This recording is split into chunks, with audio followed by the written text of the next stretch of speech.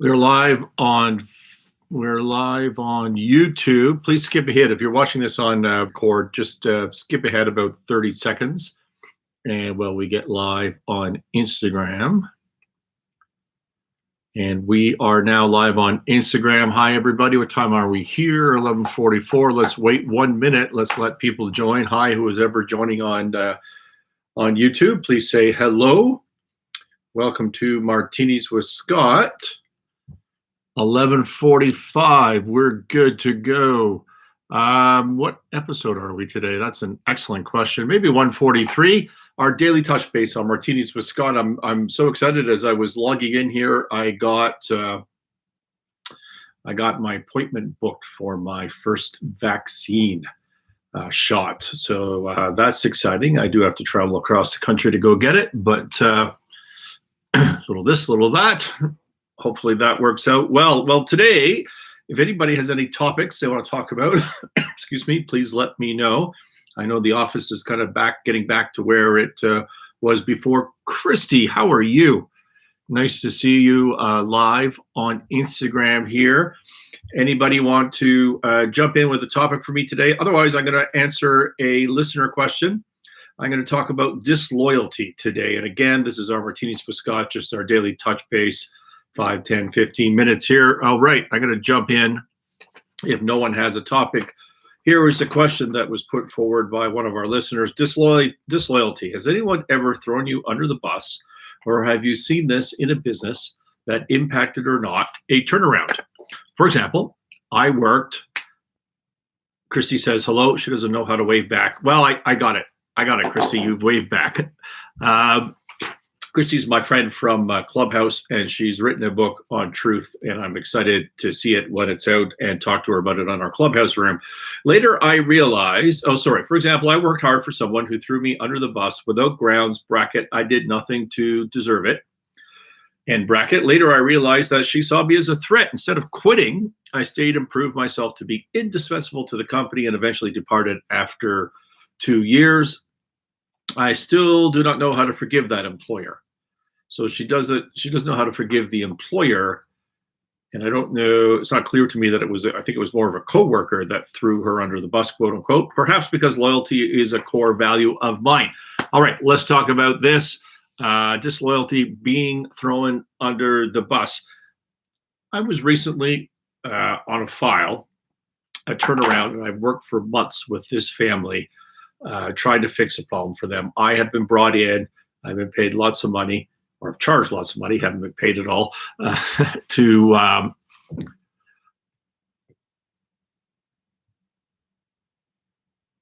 sorry about that. Got a phone call, which then stopped the live Instagram. I should have my phone on Do Not Disturb.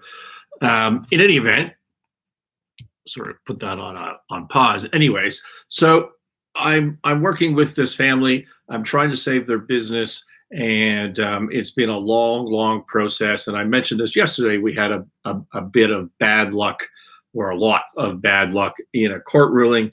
Things turned into chaos, and then our chances of succeeding for this business turned into a very small chance.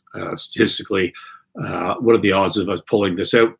Not very much at this point. And then I started worrying about other things other than just the family, other than just my client. I got a bunch of other stakeholders I need to worry about, the lenders to this business of the various categories, the employees of this business. And I start to worry about my business, Sinclair Range, my association with things and the chaos that are going on in the company that I'm not happy about and I think are needless. And so I think to myself, how can I best help this family? How can I best help all of these stakeholders? I won't bore you with the details. We'll do that on another show sometime, maybe on a longer Thursday afternoon show that we do when we have a drink together. But I say to myself, how can I best help this family? And I decide the only way to pull this thing out of the fire is for principals of this business to take a step back temporarily for someone, and the only person that could possibly do this is me, personally, like me, step in, take the reins, step in control, put myself out as a as the person to pull this through, because I've got credibility with the external stakeholders, the lenders, etc. Get this, through this restructuring and solvency process the company is in, and then hand the company back to the family when we are on the other side. That's the only play that I have. That's what we're down to. We're down to that. And so I propose this. And how does the family, how does the current owners, managers of this business perceive? How do they perceive my pitch to them to try and help them out? They perceive it as throwing them under the bus. They see it as, I'm just trying to take over the business. That was not our deal. I was a trusted advisor. They've never told me this. I'm just guessing based on their extraordinarily hostile reaction to getting, to my proposal. And so I think if you were to ask them independently, they would say, yeah, this guy threw me under the bus. I feel like I was thrown under the bus as their advisor because this thing descended into chaos. They're making bad decisions. They're putting everybody around them at risk. And after I made the proposal, they're calling up friends of mine, people that I work with. They're saying bad things about me, which always happens when these files descend. And so here's two different parties, my client or former client on one side, me on the other side, each thinking the other one, more than likely, each thinking the other one threw the other under the bus. Is any of that true? I didn't throw them under the bus. I tried to find a way that was pretty high risk to me to get them through this problem, right? I tried to work on a solution for them. They just don't see it. That's their confirmation bias. Are they throwing me under the bus?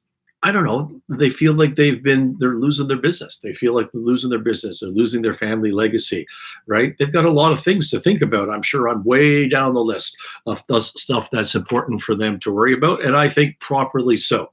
So have I ever been thrown under the bus? I think in answer to your question, no. I think it's a matter of perspective. Here's some things to think about. If you're a professional, and I think this question was put forward to me by a professional, you should never or rarely find yourself in a position where someone is even able to throw you under the bus and to be disloyal. If you're relying as a professional on other professionals, on your clients, on whoever, to your friend, your coworker, your employer, to recognize things, to be loyal to you, to to do their part, and to acknowledge that you did your part, that's not reality. You cannot put yourself in that position as a professional. You need to find ways to create a paper trail. You need to communicate. You need to put things in writing. And I don't mean in a plaintiff, contractual, nasty sort of way, but you need to cover your ass all the time. That's what being a professional is. That's what being a pro at this particular job is, whether you're a lawyer or an accountant or whatever profession you're in. You need the paper trail. You need to position yourself that you can demonstrate that you did what you were supposed to do, that you are a professional, because professionalism is about doing the right thing, doing it at the right time, and being able to prove it after the fact. If ever you are, quote unquote, thrown under the bus, if you find yourself in that position, which I have from time to time, but then I come to point two, which is empathy.